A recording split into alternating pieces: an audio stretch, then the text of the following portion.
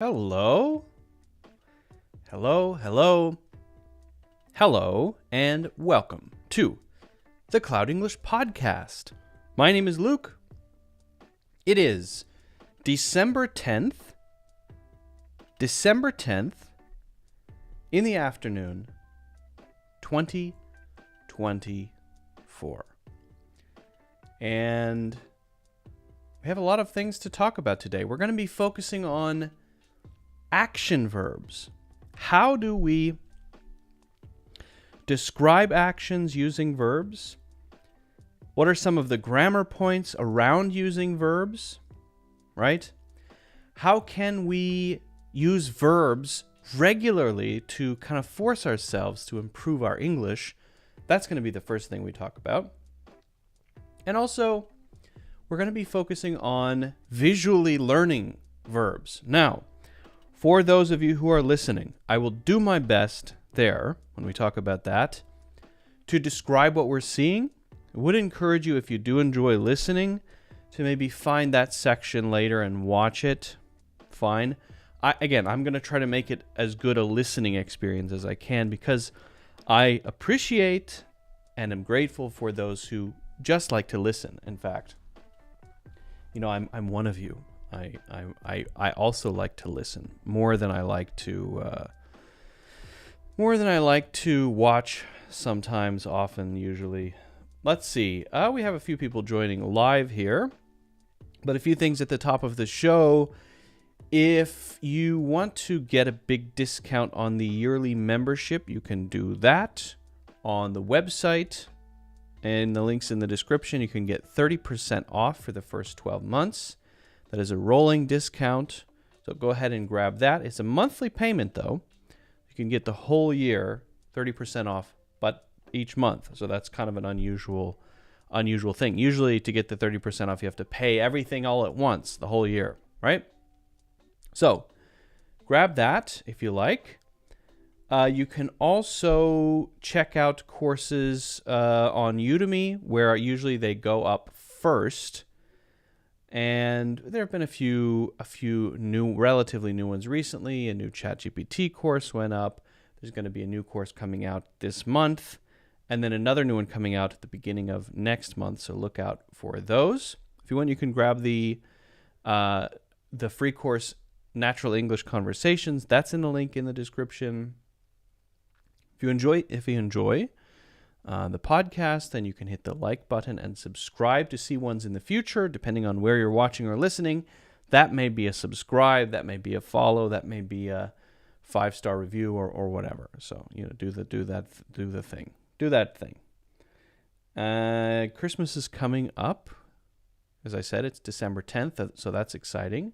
It will be my son's first Christmas. I don't think he's going to remember his first Christmas because he's still only about 4 months old, so he probably not going to remember anything. But anyway, it is coming up. We've decorated the Christmas tree, all of that stuff. So I hope you're having, anyway, a good one, a good weekend, or a good whatever, whenever it is that you're watching or listening to this. Let's see. What else? Welcome, Rula and Baruma and Raul and Alan. Alan, I really appreciate how you spell your name. For some reason, A-L-L-E-N kind of bothers me. But A-L-A-N, that's much better. Clean. I kind of like that spelling. You can join the Discord for free. That's in the links in the description. I think that's about it, honestly.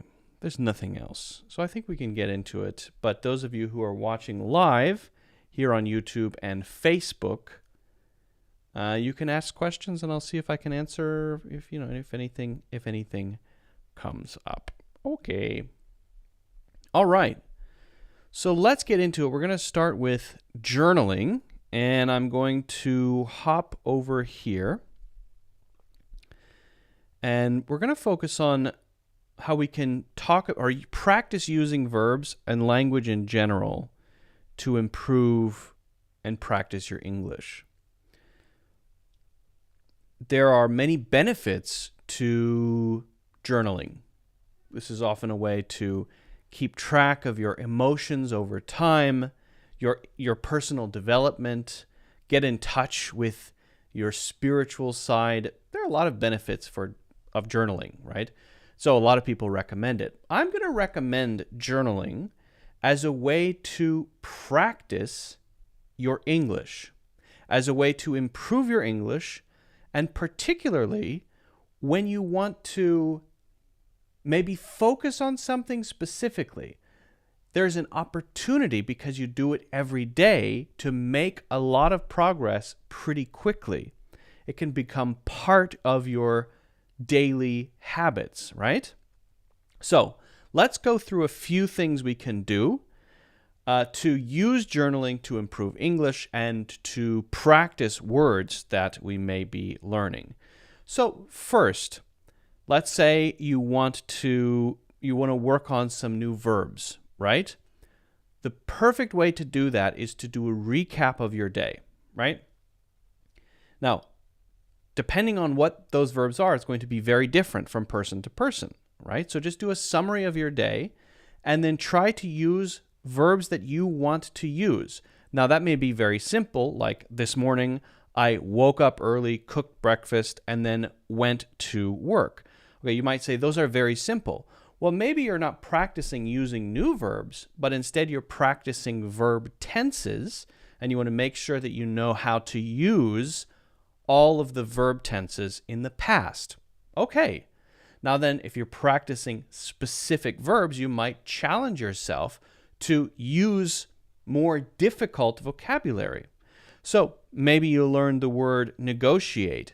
Well, have you done that recently? When you do your journal entry for that day, maybe try putting it in a sentence, as part of your recap. Today I negotiated a deal at work, and then try to describe that a little bit. If it's another word, see if you can fit that in. Now, for some words, it's going to be a little bit difficult because it might not fit into your daily routine, but you would be surprised how many words you can find a way to use. And what are you doing? You're practicing, right? This is a way to practice and put it into usage. Yes, I'm learning these 5 words. Can I put it into my daily journal? And if so, does it sound natural when I do it, right? To take it a slight step further, we might talk about emotions, think back on the day. This is not just describing what happened. This is not just a recap of I did this, I did that, I negotiated this. This is to then, once you have all those things, add in how you were feeling at the time. And again, you have the opportunity to use new vocabulary, to challenge yourself. I pondered over the feedback I received today and decided to make some changes. Okay, so pondered, that might be a more advanced word that you're trying to use. To ponder something is to kind of deeply think about it. You're pondering that. That might be a good word to practice. So if there's a new word that fits into your actions in your recap, great. But if not, maybe that can go into the reflection part where you're adding detail and talking about how you feel. And also, take the opportunity to be very descriptive, to add a lot of detail to what you write. The more detail you add, the more descriptive you are, the more opportunities you have to practice using new vocabulary, to practice using complicated grammar that you may be working on, to make sure that your verb tenses are correct, and to add things like interesting adverbs and adjectives to your descriptions. So at the park, children were playing joyfully, dogs were roaming around or running around, and couples were strolling leisurely. Right? So leisurely describes how they were strolling. Joyfully describes how the children were playing, right? So I'm adding a little bit of color and depth using adjectives and using adverbs, especially when we're talking about verbs and actions, using adverbs as a way to add a lot of color and pop.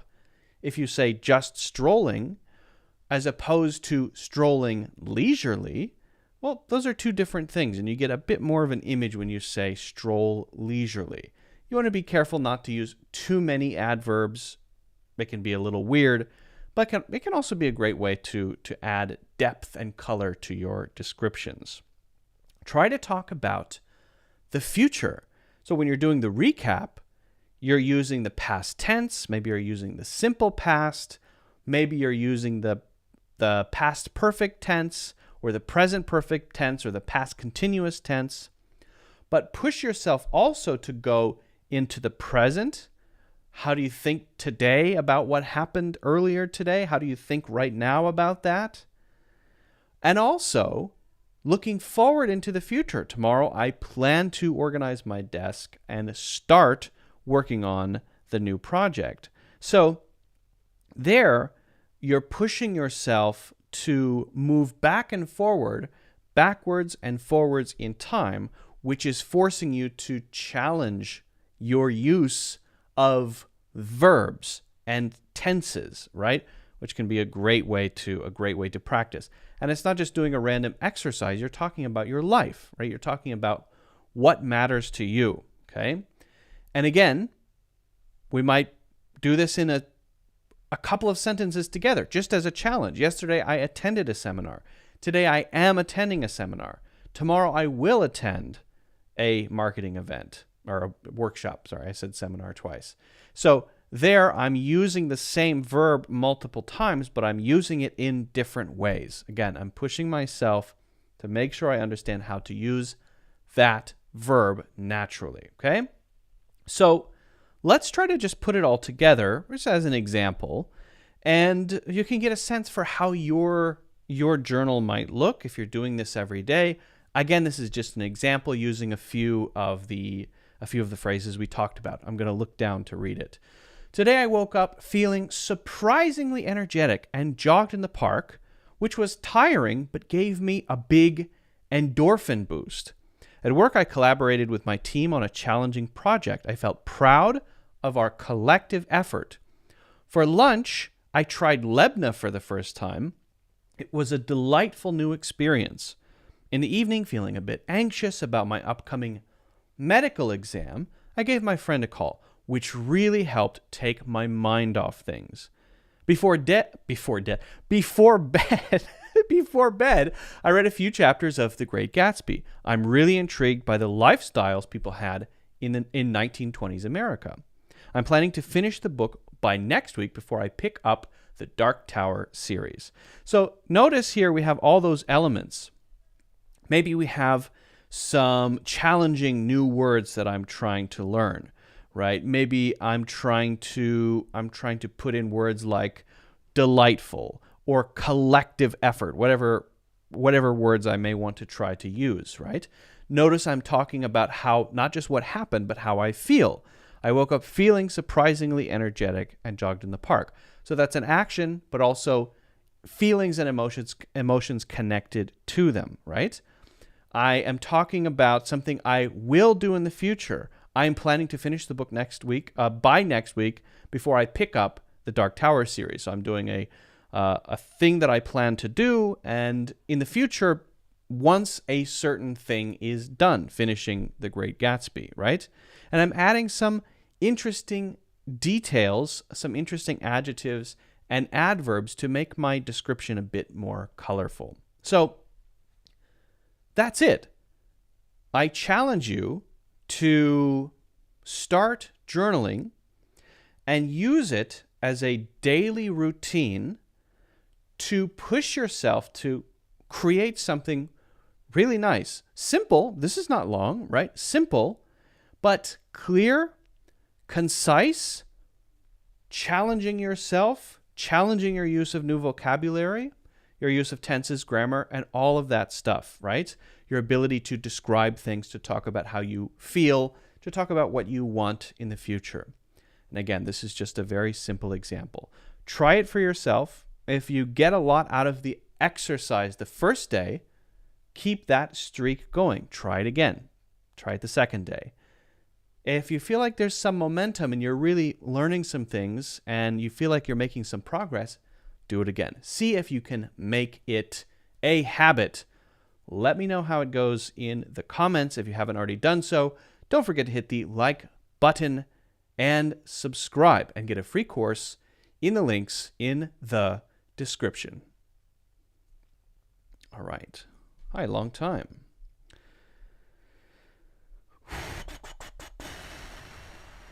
This is not a real journal entry from me. Sorry. It's not a real one. I made it up.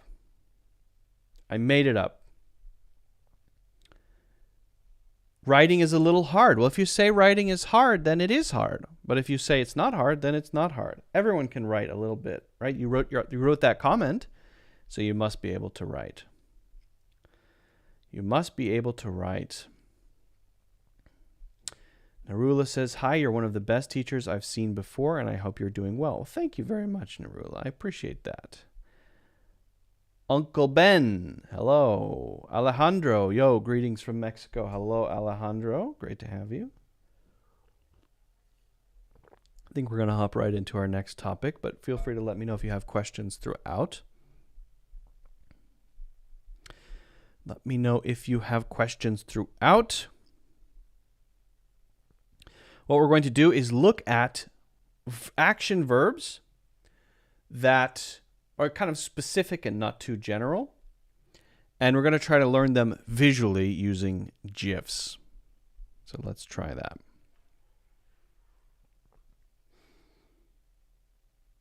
Okay. I'm going to assume that you know most of the very basic verbs, like talk and jump and dance and eat. But there are some, let's say, more specific, which are fairly common, but you don't hear them as often as those others, right? Those really common ones like eat. And so I want to explore these, but I want to explore them in a certain way. I want to do it by showing you these to get a real feeling for it. These action verbs, we're going to be looking at 25 here. We're going to be looking at 25 action verbs and how we can use them naturally and looking at GIFs of each one. That's right. I've gone through and collected GIFs of these action verbs. And if you want to say it as GIFs, that's fine. We may have an argument. That's okay with me. We're just going to go through these one by one. Okay? Starting with poke. And if I look down, it's because I'm looking down at my screen here. So let's start with poke. Now, what do you think of when you think of poke? If you think of using your finger to do something, you're probably right. The main meaning of poke is to generally push somebody with your finger to annoy them, to remind them, to get their attention, something like that. So the classic picture is the Pillsbury Doughboy being poked in the belly. It makes him laugh. He goes, like that. And someone, this you could say might be tapping or poking. One would be a poke, and if it happens a lot of times, then we might call it a tap. But just that single action of the squirrel in the fish tank is a poke. Now, this becomes digital when, for example, this becomes digital when you want to get somebody's attention in a messenger. I think, well, not all messengers have it, but some have it where you can just get somebody's attention. That might be a poke. It's like, hey, hey, hey, hey, hey. Maybe there's a button or a function for that, okay? So that's generally how poke is used, again, to annoy someone, to get their attention. We're going to go pretty quickly here. So let's talk about pinch. What's the first thing when you think of pinch? Again, a thing you do with your fingers, right? So to pinch someone, we might pinch somebody's cheeks, somebody we think is very cute. We might do that in an affectionate way, right? Often a little baby's cheeks, we might pinch their cheeks. That's a common expression for how we would interact with a baby, to pinch their chubby cheeks. In this image, he's pinching her cheeks. Again, that's kind of an affectionate thing, right? SpongeBob is pinching himself. Sometimes we use the expression, I pinched myself, to make sure you're not asleep and dreaming. If something is too good to be true or too scary to be true, you pinch yourself to make sure you're not dreaming. Or if you feel like maybe you're a little overweight, you might pinch yourself to see how much fat is between your fingers. But you can use pinch in all kinds of ways. It's really just this action, and you might use it, right, affectionately. You might use it as a measurement to pinch yourself. You might use it to wake yourself up. You might use it to bother someone. You might pinch someone to cause them pain. You might grab a pinch of salt. So that's actually a unit of measurement. Often you read that in recipe books. Just get a pinch of salt. So I think we're going to leave these open. So I'll scroll through them all once we're done here. Okay, so that's generally the idea. It can be used to annoy. It can be used affectionately. It can be used in so many different ways. And a pinch would be a noun. How about shuffle? Shuffle. The first thing I think of when I hear shuffle is shuffling cards. So to shuffle cards would be to mix them up. If you do it with one hand or two hands, it's really the action of messing everything up. To shuffle things around is to move them around in a kind of chaotic way. So you could shuffle people around. If there's a group of people lined up, I'm going to shuffle you guys around. I think this order is not quite right. Maybe there's a family photo, and you want to make sure that there's some tall people and some short people in different places. I need to shuffle you guys around a bit so that we can get a more, let's say, balanced family photo. Okay, so it's just kind of moving things around in a messy way. But also, shuffle is when you kind of drag your feet, you scuff your feet along the ground because you're depressed, because you're tired, because you can't lift your legs up, whatever it is. In this case, very kind of depressed, right? Just kind of scraping your feet along the ground. That is also shuffling. So we have moving things around or changing the order of things in a chaotic way, like cards. We have being depressed and scuffing or shuffling your feet along the ground, but also is a type of dance, and it's the same thing. Look at the feet. They're kind of moving along the ground and scraping along the ground, and so they're shuffling. So a type of dance might be described as a shuffle too. This type of dance in particular is called a shuffle dance. Okay? How about tip? If the first thing you think with tip is to tip a waiter, that's right. A tip can be a noun, but when you do that thing, or you have a waiter or waitress, you would tip them. That's an action. You might give someone a tip, but that is less often used as a verb, right? As in, I give them some advice. Now, tip someone off would be one expression that we would use to sort of give somebody a hint about what somebody's doing that's maybe bad, to tell the police about it. The police got a tip. He tipped them off to give them something they need to take some action. Sometimes. But we would also use tip in another way of something falling over. Now, often this is something like a boat or some big object, right? My cat always tips glasses over from the table onto the floor. It's so annoying. But it's a static, stationary thing often that tips over. You could describe a person as tipping over, but most of the time when people do that, we say fall instead of tip. It's not as common to use tip for people. Instead, we use fall.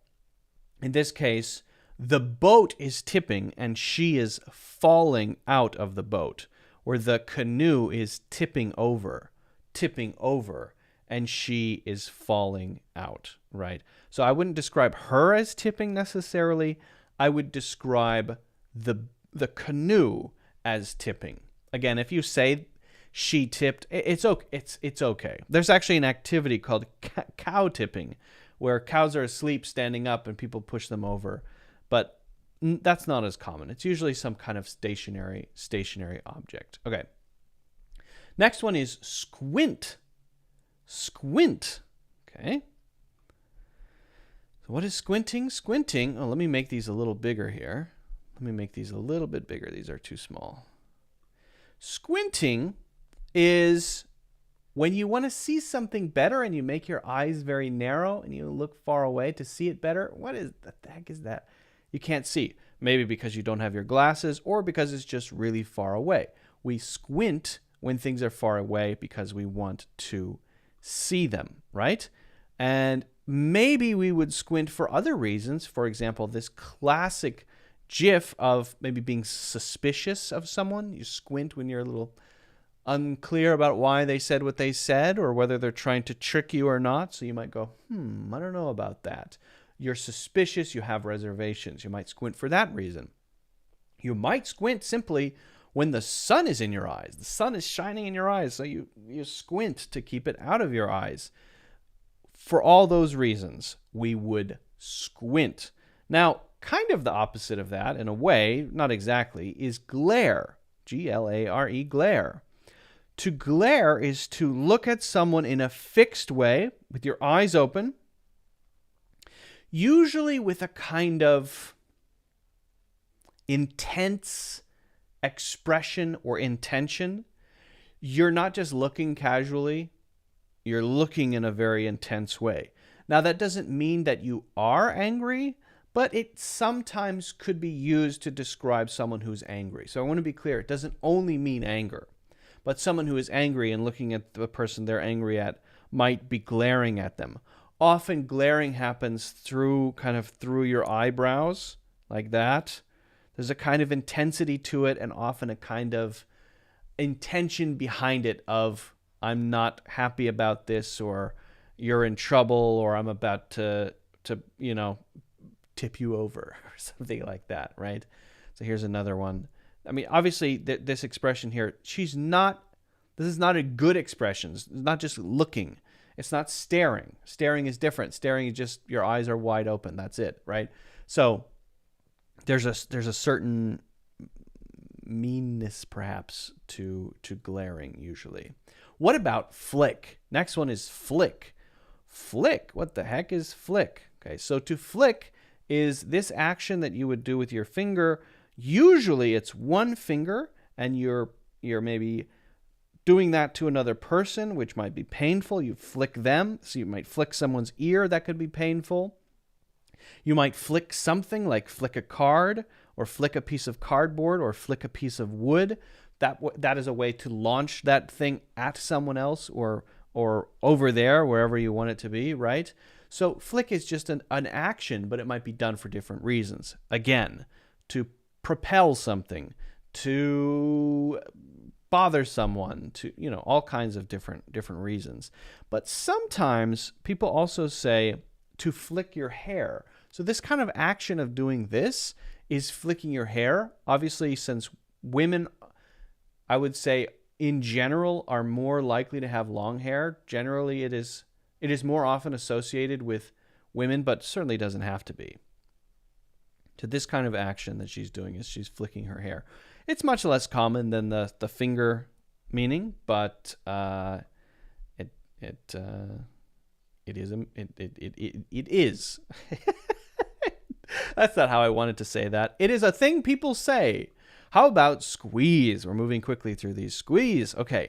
Squeezing oranges. To have something in your hands, in your arms, between your fingers. It doesn't really matter what it is between, but it is something between something else. Between your feet, between your legs, between your fingers, between your hands, between your arms. And you're putting a lot of pressure on that. In this case, oranges. You squeeze oranges to make orange juice. So how do you make orange juice? You squeeze oranges. You squeeze them. So you might squeeze all kinds of things, right? You might squeeze a pencil eraser, but also you can squeeze through things. You might squeeze through the door. If you're on a busy subway train, you might squeeze past people to get out, right? So it can be used in so many different ways. You would squeeze a bottle of honey to get some honey out, whether you're in space or not. But like this octopus is doing, the octopus is squeezing itself out of the bottle. So octopi are incredible at getting through very small spaces because they don't have bones, and so they can squeeze themselves through very tiny openings like this one is doing here. Okay, so it can be used for all of those things. Now, you can squeeze people in non-physical ways. Sometimes we use squeeze to put pressure on people, to we want them to feel stressed. We want them to, pay me back. So I had to squeeze a little bit to get him to pay me back. Would not be physically squeezing, but maybe putting pressure in some other way. What about tug? To tug. To tug is to pull on something. So in this case, he's pulling on his mom's sweater. Instead of saying pull on, it would be actually more common to say tug, tug.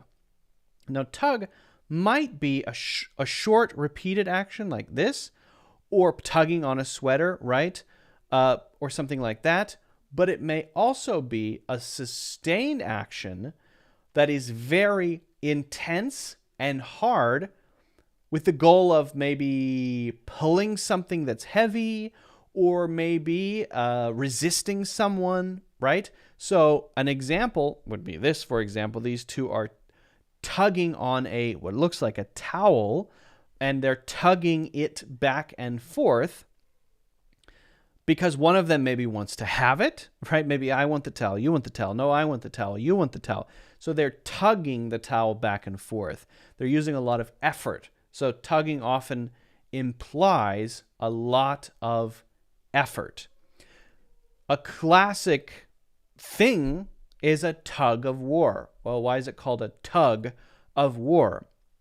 Because you have 10 people on one side and 10 people on the other, and they're both tugging on a rope, trying to pull the other side over a line so that they will fall down and they will win, right? So that's why it's called a tug of war. You may have heard of for example, tugboat. A tugboat is that little boat that pulls huge ships in a canal or in a bay along. It's a small boat, but it's very strong, and it can pull or tug those boats. Okay? How about snap? Well, one might come to mind. A simple meaning of snap usually is with your fingers, right? Like Mary Poppins. Snap your fingers to put your clothes away, right? But also famously the Thanos snap, using the Infinity Gauntlet to wipe out half of all life in the universe. To snap your fingers is to make that sound with your fingers. Even if you don't have an Infinity Gauntlet, which I'm sure we don't all have. I have one, I have a couple, but not everyone has one.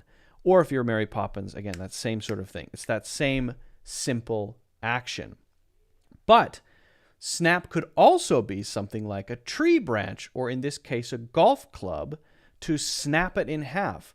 Again, you're making a sort of loud sound. It's going tsh, like that. It's not, in this case, coming from your fingers. It's coming from the golf club, which is being snapped. So you would snap a tree branch. You would, someone might have their neck snapped in an action movie. Oh, that's right. Someone's bones may snap or crack, right? So snap broadly can describe a kind of noise that can have all kinds of causes and be both good and bad. Snapping a golf club may be a bad thing for me if those are my golf clubs, but maybe having a chip, when I break it, it goes like that, and that snap of the chip is actually something I like. It's crunchy. I like that. And maybe there's a little onomatopoeia word that appears on the back of the chip where you see it breaking, and then there's a little word that pops out and it goes snap, and that snap would be to show the chip's crispness, right? So snap is just a sound. It can be bones, it can be branches, it can be anything like that. It can be golf clubs, and it can also be that simple thing that we do with our fingers, okay? All right, let's keep going. We have, let's see, how many more do we have to do? We're going to go very fast here. We have slide, snicker, gaze, sneak, hoist, cradle, squirm, weave, etch, latch, drape, sprinkle, skim, hammer, scrub, and twirl. All right. I used to do this, by the way. I used to play golf in high school, and to intimidate other golfers, if I missed something or something didn't go right, I used to carry an extra cheap old golf club around to intimidate other players. If I didn't hit the ball quite right, I would take it out, I would snap it, and then they would be kind of nervous, and because golf is a mental game, right? Just to intimidate them. Try it out; it works. Okay, twirl is next. So twirling is could be a type of dancing, or let's just say a type of movement. In this case, it's, I guess, part of a dance. This woman is twirling, and her robes are being thrown outward, or her robes are flowing as she twirls. But anyone can twirl, right? A child can twirl. Just twirling is just that turning motion. It can be like a dance, but doesn't have to be a dance, right? But you can twirl objects too. Like this girl is twirling the stick. Obviously, she's doing some kind of martial arts very well and very impressively. And she is twirling that. So she is not twirling. She is twirling the stick.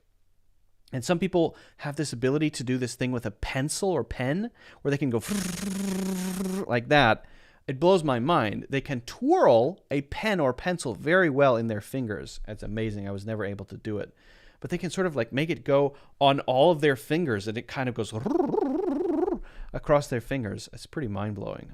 I've always been very impressed by that sort of pen twirling. Scrub is next. Scrub. So this is often associated with cleaning.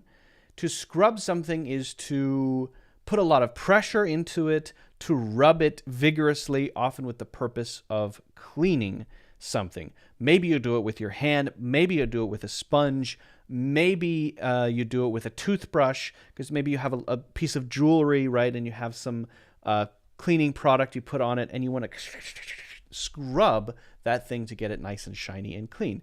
And this guy is scrubbing his beard in the shower, just using his hands and some soap, but still scrubbing.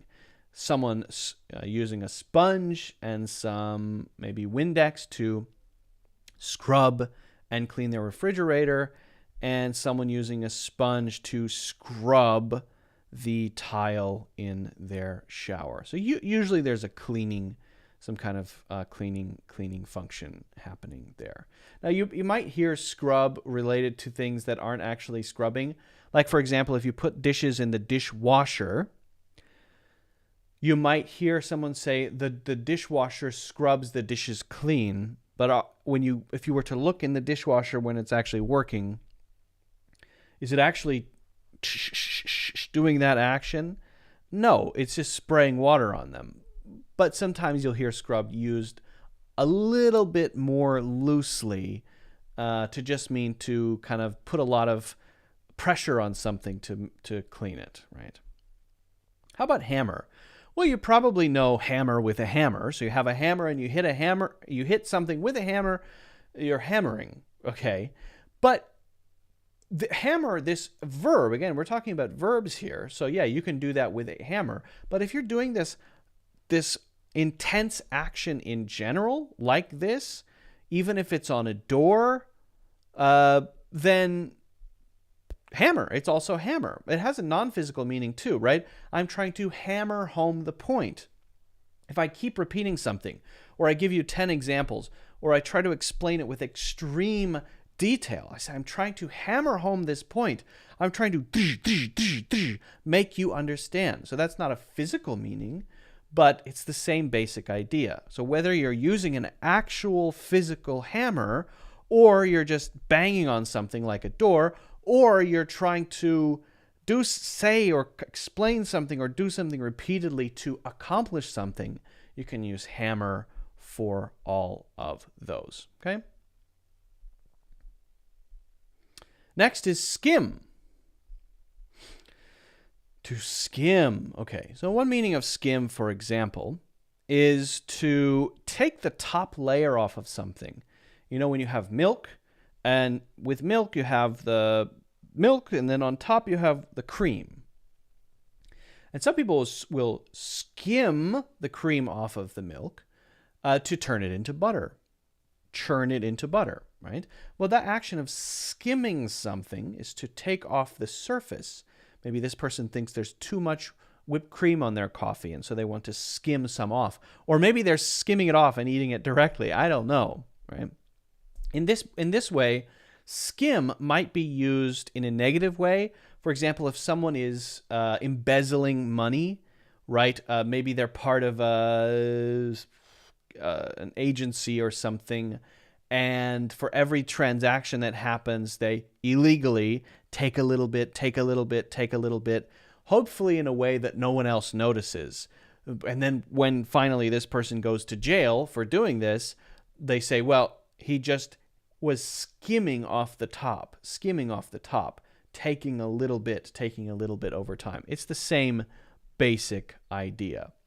We also use skim when we talk about getting information, right? To not read something carefully, to read it kind of casually, to get the basic idea, just the gist of the information, we would be skimming. Here's, for example, Donald Trump skimming through some kind of legislation. He's actually not skimming through it, because to skim through it, you do have to get some information. You do have to kind of understand something, right? If someone says, hey, did you read that article I sent you? I say, oh, yeah, I skimmed it. Means I understand basically what it's all about. I looked through it. I kind of understand, but don't ask me any deep questions because I didn't read it carefully. So what I'm saying there is I didn't read it carefully. This person is doing something I think called skimboarding, but I think you can get the same idea as skimming the cream off of the milk. You know, they're kind of on very shallow water, skimming across the surface of the water in the same way. Not a particularly common usage, but I think that's called skimboarding. Okay, sprinkle. To sprinkle sprinkles on a donut. So the things that you may sprinkle may be actual sprinkles. Sprinkles are little pieces of sweet something. They're hard, they're kind of crunchy, and you might use them not so much for flavor, but as decoration or texture on a donut or in ice cream. They might be chocolate. Often they're rainbow colored, right? So in this case, you're sprinkling sprinkles on a donut, but you might sprinkle salt on something. You might sprinkle a little bit of basil on something. So this is often associated with food. It's often associated with spices, things you would add on top of something, right? But sometimes you hear people use it like sprinkling joy, right? And wherever you go, you sprinkle joy. I don't know, something like that. There's just a sense of it being a little bit, and it's here and there, right? And it's kind of thrown around in a non-precise way. When you sprinkle salt, for example, you're not placing each grain of salt. You're, as Salt Bae is doing here, just kind of letting it go, and it goes where it goes. That's the feeling of sprinkle. And sometimes, for example, rain would be called it's just a sprinkle. It's sprinkling. Sometimes, if it's a few drops here and there, it's sprinkling. It's very, very light. And a thing that sprays water around your yard to keep it wet, if it's a dry season and you're trying to grow grass, what is that thing called? It is called a sprinkler. It is called a sprinkler. Okay. How about drape? What about drape? So here's someone who is draping the flag, the Argentinian flag, over their shoulders. So to drape something is to cover it. You might drape a chair with a blanket, or you could say the blanket is draped over the chair, right? The flag is draped around his shoulders. So drape is often used that way as a verb. Drapes, the things, are often things that are in front of windows to block out the sun. Here's a quote from Seinfeld. I would drape myself in velvet if it were socially acceptable. That means completely cover myself in velvet. And then here he is fully draped in looks like a velvet tracksuit. Okay. All right, let's keep going. Latch. So to latch would be to attach very firmly to something and not let go, right? The face huggers from the Alien series, they're called face huggers, and they hug on your face, and I think they lay eggs or something in your body, and then an alien is born out of your chest, which is horrifying. But they latch onto your face. Yes, they hug your face, but they latch onto your face. They grab on and they don't let go. A latch is a thing that holds one thing together, like a door latch is the thing that holds the door closed. It goes ka-tunk, and it holds it there. So it is latched. The door is latched. The gate is latched, right? Undo the latch and open it. So a latch is a thing often that holds one thing to another thing, whether it's a door or some little hook or something like that, which holds something onto something else. In this case, the I have it. Where's my? I had another one here. I had another one, but it's missing. Huh. Where's that one? Let me add that one quickly. I'm just going to do this because I don't want you to miss this one. Give me 1 second here. Where is my latch? Where is my latch? There it is. I found it. Here it is. Okay. So there, the dog is latched on the stick, or latched onto the stick. So it's grabbing on so tightly that you can carry it. So its mouth is latched onto the stick. You often hear latch also associated with breastfeeding. Babies latch onto their mothers. There's a thing called a latch, and that is how well they're able to latch and get milk from their mothers. So latching is a very, very common word. Okay? Etch. So to etch is similar to carve, right? But usually when you etch something, you're etching a specific thing. So carving might be a broad action or activity like carving wood, but what are you carving? But to etch something is to maybe carve something that's information, like your name, right? So to etch something, to etch your name in a tree is to take out a knife and carve it, and there it is. Your name is on that tree. Etch my name in history one more time. What does that mean? Well, that's not a physical meaning, but here Conor McGregor is saying that he wants to do something so memorable and important that other people talk about it, and it's this iconic thing. So there, he wants to etch let's say an event in time that associates his name with important events in history or UFC history or whatever, right? Sometimes you hear the expression etched in stone. If it's etched in stone, maybe not physically, but maybe physically, then it's kind of permanent. You can't get rid of it. Everybody knows it. Everyone will remember it. It is etched in stone. In this case, etched in history. There's a thing called an Etch-a-Sketch. It's a little toy, and it has these knobs, and it etches using, I don't know, some kind of weird dust. I don't know what it is. It etches, you etch your name or draw pictures or whatever. It's called an Etch-a-Sketch. All right, how about weave? To weave. So to weave is to bring, let's say, separate things together into a larger thing. In this case, weaving grass into whatever it is that they're making. But we use weaving to make fabric. We would use a loom to make fabric that we would use to make textiles that we would use to make clothes, right? Well, what we're doing is weaving. Right? That loom, what does the loom do? The loom weaves. If you saw the latest season of Loki, the whole season is about this thing called I'm already forgetting. I just watched it. What's it called? The loom. Is it just called the loom or the time loom? Now I forget. Timeline loom. I forget. It wasn't that memorable. Anyway, it's weaving together timelines in the universe, in the multiverse. It's weaving together timelines, right? So it's bringing different things together. So another way to use it, because when you weave, you have maybe different fabric going back and forth.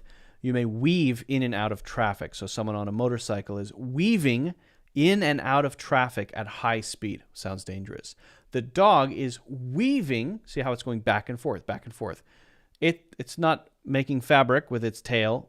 I suppose if you attached some yarn to the dog's tail, I wonder if you attached some yarn to the dog's tail and had it do this through these pylons or whatever those are 100 times, I wonder if you could make a sweater. How do you make sweaters? I have a special dog-based technique. Cool. But the action, this motion, the dog is weaving. Weaving in and out of the, whatever those things are called. I don't know, pylons, sticks, I don't know. Okay, how about squirm? Squirm. So worms squirm, this action of things moving in a creepy, gross way, makes us feel uncomfortable when you see, 50 worms undulating. It's kind of like undulating and moving in this sort of erratic way. But when we feel uncomfortable, somebody asks us a difficult question, a question we don't have the answer to, we don't know how to explain it, it's too personal, whatever, we may squirm. Or we see something uncomfortable, like 100 worms squirming, and we say, I don't like that. It made me squirm. Seeing that made me squirm. Seeing them squirm made me squirm. And so when we do that, it's this type of kind of awkward expression that we might have on our faces, and maybe even a bodily movement, like in this one here. Okay, we're getting there. We're almost there. Next one is cradle. Cradle. So we would cradle a baby, the way that you hold a baby, not to hold it up here like this, but to hold it down in your arms. That way of holding a baby is to cradle it. To cradle something, often in your arms. Something is cradled by something. It is held securely by that, right? Maybe the baby birds were cradled in their nest, for example. But in this case, you're cradling a trophy. So it's just a way of holding something, right? It's a specific way of holding something. But often it's for children, very affectionate, right? To cradle them in a secure way that makes them feel safe. The thing that they sleep in may be called a cradle. A specific type of thing that they sleep in. Maybe, not all of them, may be called a cradle. There are also bassinets and other things like that. But one might be called a cradle. I think there's a song. When the bough breaks, the cradle will drop. So there's a baby in a cradle. For some reason, the cradle's in a tree. I never understood that. And then the cradle falls when the tree branch breaks. It's a very disturbing song. I don't know why that's a song. Rockabye Baby. In the tree top. Why is a baby in a tree? When the wind blows, the cradle will rock. So the cradle rocks back and forth. When the bough breaks, the cradle will fall. Whoa, okay. Down will come baby, cradle and all. That's a disturbing song. Why does anybody sing that? Okay, how about hoist? To hoist is to lift something up, or perhaps lift something using pulleys and ropes. A classic example would be to hoist the sails, matey. You'll hear hoist the sails in a lot of pirate movies or sailing videos or whatever. To hoist something is to lift it up by pulling ropes. The ropes are attached to ropes are attached to pulleys, and then they open the sails or close the sails that way, right? So you're lifting up the sails doing that. Hoist the sails. I don't think putting the sails down would be hoisting. Hoisting would be lifting the sails up. And I think putting the sails down would be lower the sails. So this would be hoisting the sails. They hoist those sails. But also just generally lifting something up high. Hoist is used for that. So hoisting someone up on your shoulders. Maybe if you've seen a movie where there's a sports team and they win in the end, and so they hoist the person who scored the winning goal or whatever onto their shoulders. You lift them up onto your shoulders. You hoist them up onto your shoulders. You hoist up the trophy or whatever, right? So sort of lifting up in different ways. All right, 4 more. Sneak. I think you might know this one. Sneak is when you're trying to not be detected or noticed. You don't want others to see. If you get caught, you could get in trouble. You could go to jail or whatever it is. You are sneaking. That's the action. You are sneaking. So you might hide behind the door. You might try to be very quiet. You might maybe tiptoe on your toes so that you're not heard, right? But to sneak something also would be to get something secretly. To sneak a hug would be, in this case, to hug this person without his permission, right? To get a quick one, just a quick one. It's often meant to say, I'm taking this quick opportunity to do this without permission, right? To sneak a hug, or perhaps sneak some bananas. You see some bananas on a plate and you sneak one, right? This might be used for someone who's on a diet, and then they go downstairs. They're supposed to be eating very well, but they go downstairs at night and they sneak a few Oreos. So there, yes, you are also being quiet, but the idea is that nobody is down there. Nobody knows you're doing it. So you're kind of doing it secretly without others knowing, right? So in that case, sneaking that thing. You're not just sneaking in general. One meaning is sneaking in general. But the other meaning is to sneak a thing, to sneak a cookie, to sneak an Oreo, to sneak a hug, right? Gaze. To gaze is another way of looking, often with affection or love, sometimes, not always. You know, someone who is absolutely in love with another person may just gaze at them lovingly, right? Someone's loving gaze is something that you hear. But you might just gaze into the distance for no reason, right? His gaze was 1,000,000 miles away, is what some people say. If your gaze is 1,000,000 miles away, maybe you're just lost in thought. You're contemplating life and the universe or whatever, right? Your gaze is 1,000,000 miles away. It means you're not here. Your mind is far away. You're thinking about something, right? So you would gaze into the distance, right? Or you might gaze at someone else, kind of looking at them blankly. It's not exactly the same as staring. It's a little bit. So when we think of staring, often we think of someone's eyes being very big, and gazing would just be to look, often for a long period of time for some reason, maybe because you're thinking about something, or because you're in love, or because you're confused, or for no clear reason, right? Like gazing at each other. When she gazed at me, my heart melted, for example. How about snicker? Snicker. This is a certain type of laughing. There are a lot of different types of laughing. There's a giggle, for example, right? But a snicker is often behind a hand, and it's kind of a hidden laugh. It's usually quiet. It's not too loud. You may be trying to avoid someone noticing that you're laughing. Maybe you're trying to stop laughing. You don't want to be laughing, but you can't stop yourself in this case, right? Maybe you would snicker when you've done something mischievous, right, or naughty that you weren't supposed to do, and you go hee hee hee hee like that. That kind of hee hee hee hee. In fact, I think that this dog. What is the cartoon that it's from? It's from a classic cartoon that I can't remember right now, and it goes hee hee hee hee. Wait, no, that's Scooby-Doo. He goes something like that. But he's sort of mischievous. He's hiding the laugh a little bit. He's got his hand up. Often when someone is snickering, they've got their hand up there because they're trying to disguise it, or maybe not laughing out loud, but kind of laughing to yourself about something. So she may be trying to hide her laugh a little bit. She's just kind of okay, all right, snickering to herself, right? Someone often doing this with their hand up. That's pretty common as well. All right, the last one is slide.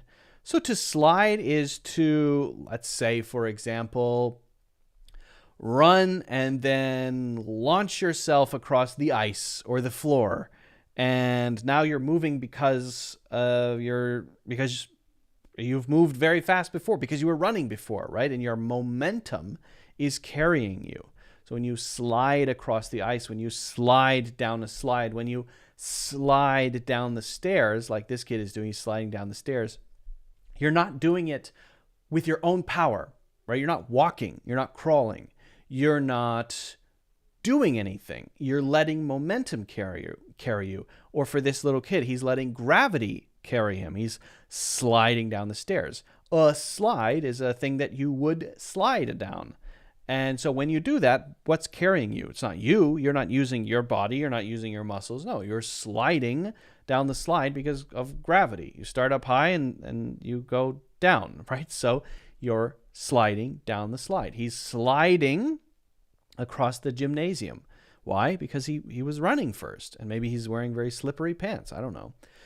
So that's the basic idea. You could slide something across the table, right? Maybe someone's trying to bribe somebody, right? Trying to get somebody to do something, and so this happens in movies. He slid $500 across the table. To slide something across the table is to just push it across the table. You'll hear that pretty often too. Okay, so we've been through a lot. These action verbs that I hope now you have a better understanding of. Look at all of the ones that we've talked about using these GIFs. Hopefully you have a better idea. But if you have any questions about these, if there are any you're not sure about, let me know in the comments if you haven't done so already. Don't forget to hit the like button and subscribe. Also, you can get a free course in the links in the description. And again, let me know if you have any questions. Okay. I'm just going to check through some... Well, actually, first thing I'm going to do is take a sip. Jeez. My throat is scratchy. My throat is scratchy. Let's see. Janik, hello. Engen.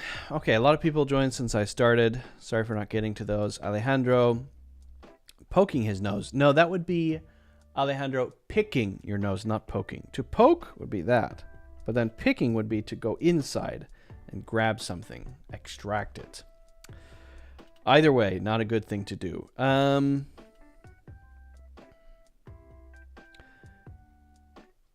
Stop tugging my sweater. That would be a good example. Yep. Janik says, I can finally watch my Favo teacher live since I fixed the chat. Yeah, great to have you. Snap the spoon, I suppose. I mean, a metal spoon might not snap, right? A metal spoon would probably bend, right? But a plastic spoon would definitely snap. It would go tsh, like that. Skim like swim.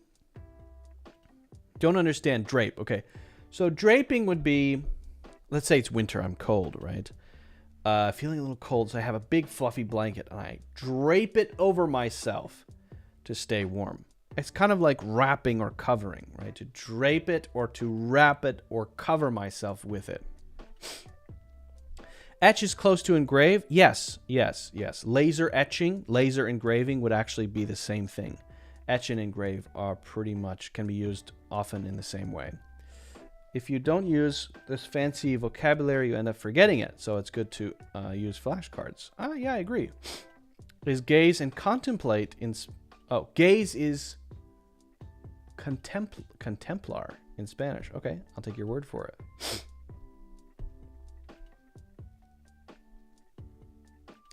Maybe the Snickers brand is referring to a sort of laughing. I could be, I wonder. Yeah, I'm not sure. Thanks for that picking your nose correction. Absolutely. Absolutely. All right. What are we getting to next? Thanks for those joining live. It's great to have you here. I hope everyone's having a good weekend. I am, I guess. Although I feel like I'm busy all the time now. Busy, all the time busy, constantly busy. And I wish I was a little less busy, to be honest. I feel like I'm just constantly working and doing stuff and taking care of stuff. And it's nice. It's good. But sometimes I do feel a little tired. It would be cool to just take one day where I just do nothing, you know. That might be cool. That might be so cool if I could do that. That might be so nice. Who knows? Okay. All right. Shall we do an article or shall we learn about direct and indirect objects? How's the baby doing, says Alejandro. The baby is doing very, very well. He's developing very quickly. So many interesting milestones. He likes to laugh. He likes to roll over. He is showing preferences. You know, he likes some things and not others. He can be very active. He's got a good sense of humor. He likes to read books, or likes when I read books to him. He likes to play. His hand-eye coordination is getting a lot better. It's pretty mind-blowing how much can happen in 4 months. You go from this little baby who, let's be honest, newborn babies are not expressing that. They're just kind of there, honestly. They're not that interesting in terms of what they do. They're just there, and you feed them and they sleep and poop, basically. Poop, sleep, eat. Poop, sleep, eat. Poop, sleep, eat. But once babies grow up, then you start to see some things happening. Learning to look around at stuff. Learning to pay attention to what people are doing. Recognizing different faces. Learning to laugh at things and smile at things and cry at things. And new facial expressions happening. And getting a lot bigger and starting to play and starting to interact with objects and learn how to grip things and learn how to hold things and you know, that sort of thing is, I think, pretty cool. Pretty cool. Alejandro, want to see a picture of him? Yeah, I can show you a picture of him. I can pop that up right now. I can pop one up right now. Let me do that. Give me a second. Let's see what would be a good one to use. What would be a good one to use? I'm just looking through some photos here. Give me a second. All right.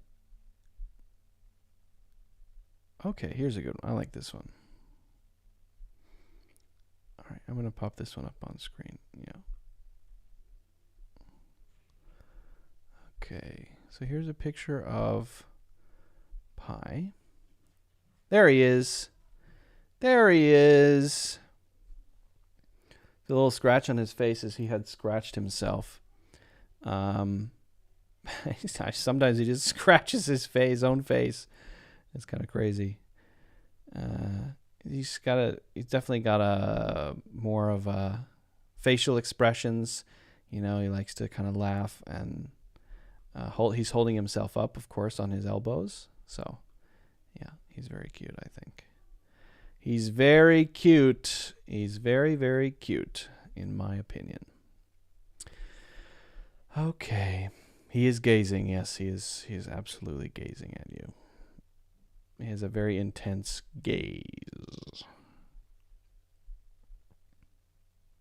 A very intense gaze. All right, we're going to do one more. I think we're going to do a grammar lesson. I think we'll get to maybe the article another day, but I want to get to this grammar lesson. Oops. Okay.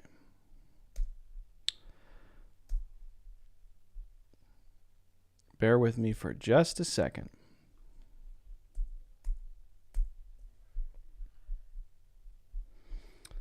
All right, let's hop over to, let me make sure my Sometimes I have some Blackboard issues. So let me make sure my pen is working, and then we'll hop over to the Blackboard.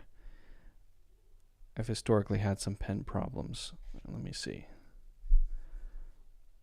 Okay, I think we're good to go.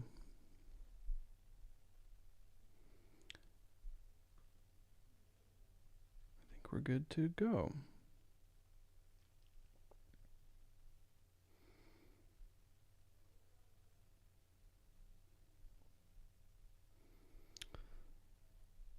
All right. Yep.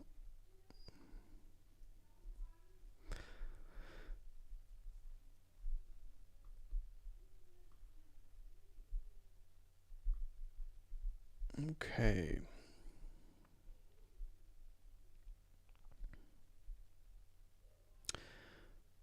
So let's talk about how we can use direct and indirect objects.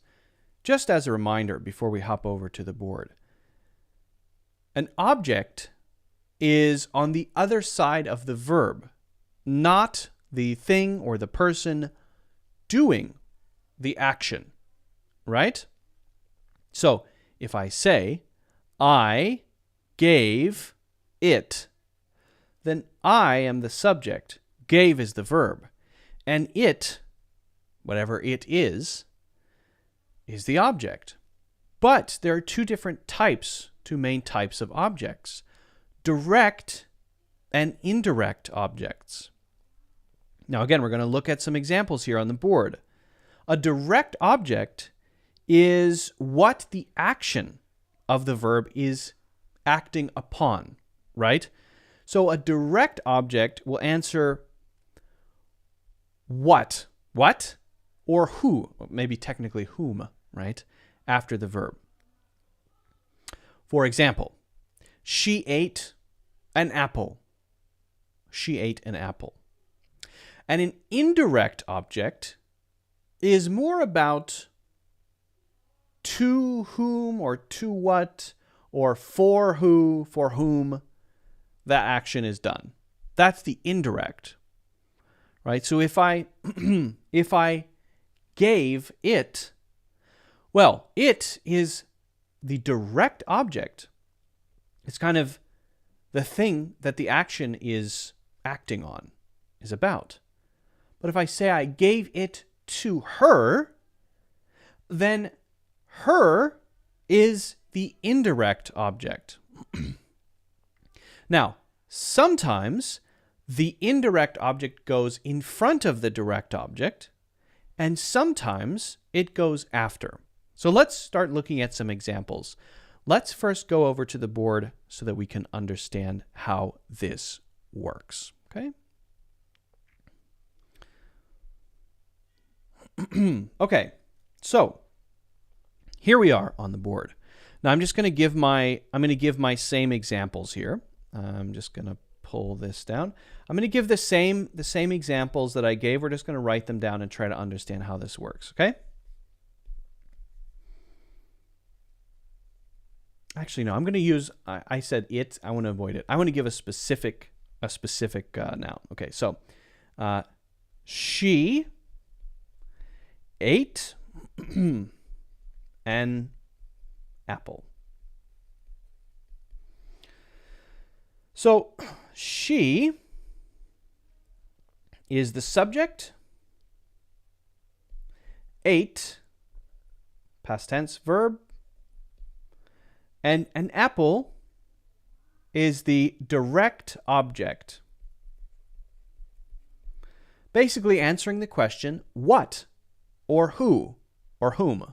Okay. Now, if we want to understand indirect,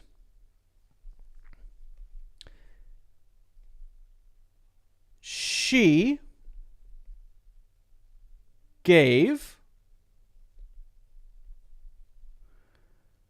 her sister an apple. Okay, now, this is not for every single type of verb. Because in this case, ate is a direct relationship between she and the apple, right? So most of the time, in this case, we're not bringing in other things, other objects. Now, I suppose you could say, for example, she ate an apple for me. Technically, that's grammatically correct, right? But often for ate, it's going to be a specific connection between these two things, connecting them with ate. In this case, she gave her sister an apple. Well, if I just say she gave her sister, that doesn't really make sense unless somehow she's able to actually use her sister as a thing to give others. But what it means here is her sister received the apple. What did her sister receive? An apple. Who received it? Her sister. So again, the indirect, and so here, let's label this again. So she is again the subject, and gave is again the verb, and her sister now is the indirect object, and an apple is now still the direct object. What did you give? I gave an apple. What did you give? I gave an apple. So that's me and the apple, right? Connected by the action give. Nothing else is involved. And the apple is directly connected to the action. The action is happening to the apple. It is being given. It is the direct object. Okay?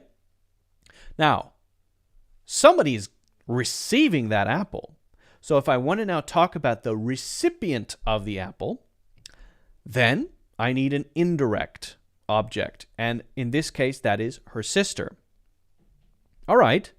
So this should not be too complicated. In this case, we have subject, verb, indirect object, direct object. Okay? Great. Let's just make sure we understand the basic structure. Okay?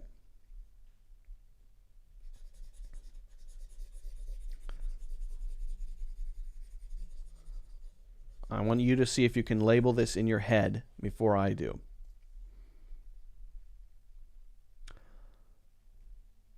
Mom read.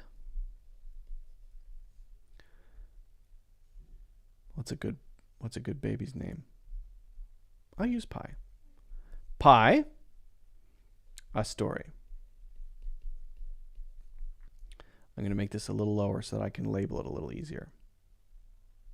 A story. Okay. Can you label this? Do you see the structure? Who is doing the action? Who is the subject? Mom. And I'm looking over here because I'm looking at my board. Okay. Subject. What is the action? Reading. Okay. So read. Verb. Now, what if we don't know the direction of the story? We just know that this action happened. And the thing that happened specifically is that what was read? Was it a book? Was it a recipe? No, it was a story. So if we want to know what the direct object is, we look at the thing that is directly connected to the action. The action that the verb is doing to what or to whom, right? Well, maybe that makes it a little more confusing. Let's just say it like this. The thing that the verb is about. Maybe that makes it easier. That might be an easier way to say it, okay? So Mom read a story. Is that a sentence? Yes. Yes, it is. Mom read a story. Pretty clear. But now we want to introduce who she read the story to, right? To who? To whom? For what? For whom? So it's almost a second layer, right? It's almost an added detail. Because if I just say, Mom read pie, Well, that doesn't even make sense. I say mom read a story, that makes sense at least. I don't know who heard the story, but I know she read a story, so at least I understand it. So this is, in many ways, makes it make sense. I know what this verb is about. And if I want to then add something, the recipient, who's getting it, who it's for, right? Who it is intended to be directed to, then I need the indirect object. In that case, this is pie. Okay? So that's the structure. Now, sometimes we use a preposition. Sometimes when we are writing sentences, we use a preposition. And a preposition might be to, for, from, with, by, on. Okay, you know those, right? Right? Yeah. So if we want to use a preposition,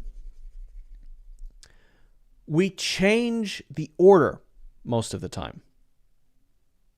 So before we had subject, verb, indirect object, direct object.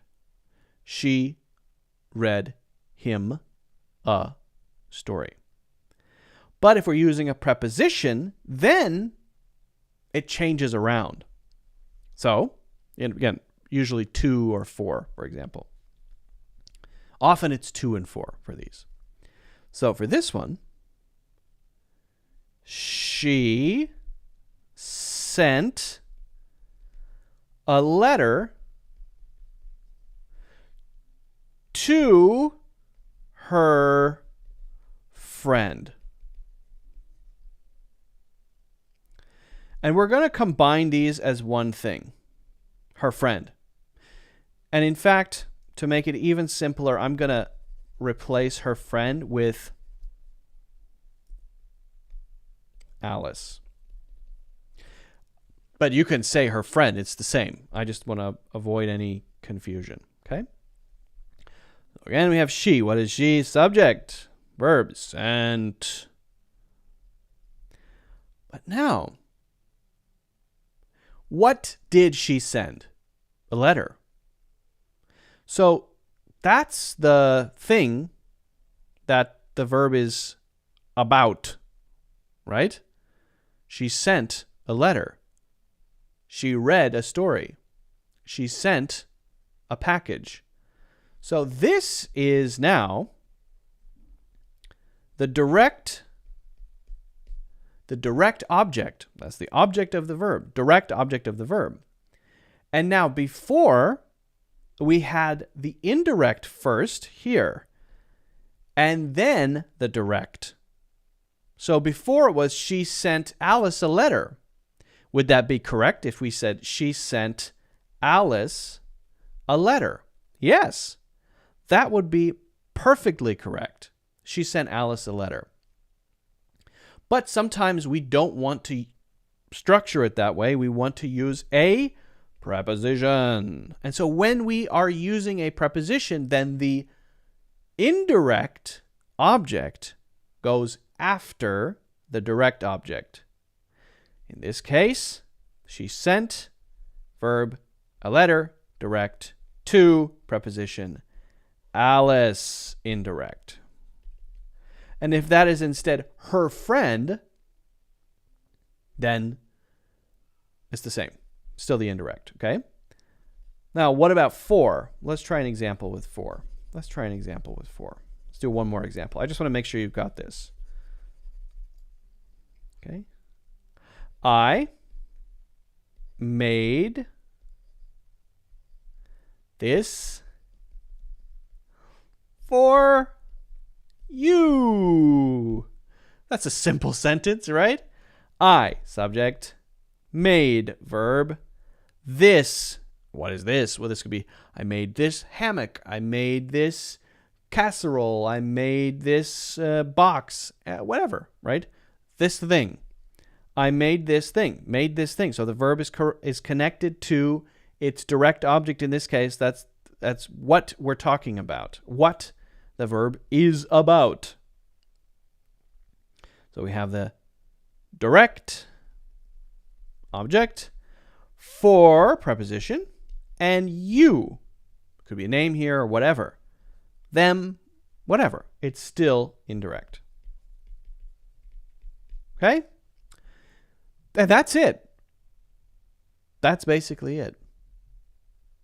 To get it, to make sure you've got it, hopefully it's clear the way I've explained it, what you have to do is practice it. So I'll give you a challenge to practice. Okay? Here is your challenge to practice this grammar. I want you to create, so here's your practice. I want you to create 4 sentences using 1, the verb give, and I'm just going to put direct object book and indirect. I should write that whole thing. Her. And I want you to make 2 with that. And then I want you to do another one with verb tell, direct joke, indirect us. Okay? So I want you to try to see if you can make sentences with those pieces.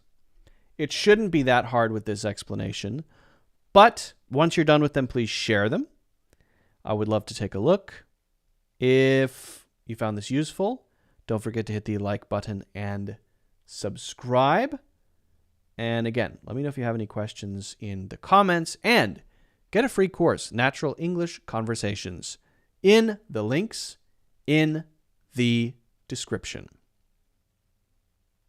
Okay, so hopefully that's clear. Little grammar for you. A little grammar never hurt anybody. A little grammar never hurt anybody. Alejandro says how cute he is. I agree. Thank you, Alejandro. I appreciate that. Thank you, Janek. I appreciate that. And Rula, thank you so much. All right, friends, neighbors, citizens, upstanding citizens, I think it's time to call it a day. There are a few topics we didn't get to that we will get to next week, so look forward to that.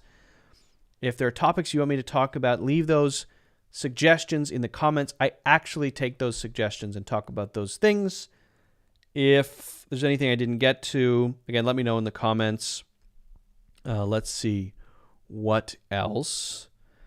Join the Discord. That's free.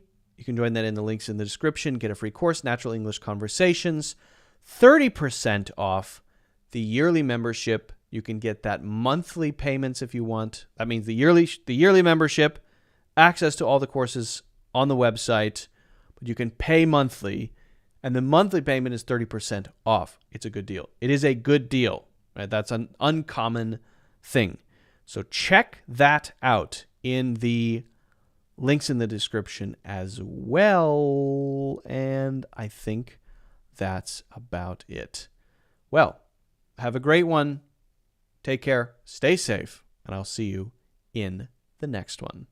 Bye.